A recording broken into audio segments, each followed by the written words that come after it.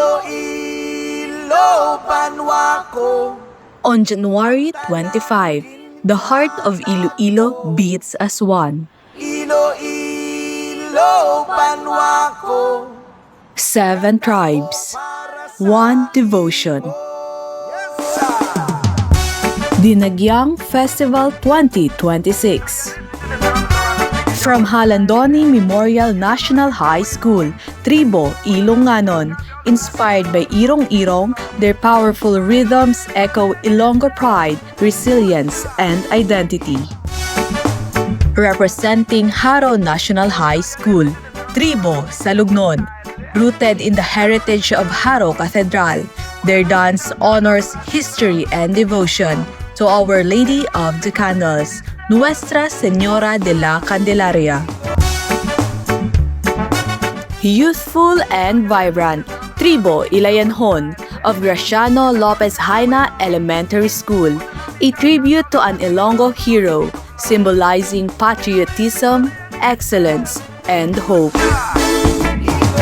Tribu Paghidaet of La Paz National High School has stood for peace and strength since 1999. From Iloilo to the world, their devotion has crossed borders. From Fort San Pedro National High School, Tribu Panay, tracing Panay's roots to Spanish settlement, their story bridges history and cultural depth. From Barangay Barrio Obrero La Puz, Tribu Taga-Baryo, a true expression of bayanihan, where grassroots spirit brings Dinagyang to life. From historic Molo, Tribu Bulawanon sang Molo, celebrating faith, food, and community. Every beat honors a golden heritage.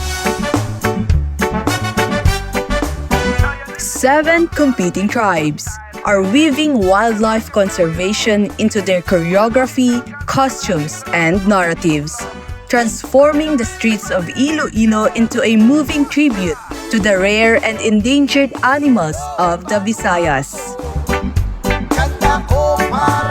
Don't miss the Dinagyang Festival 2026.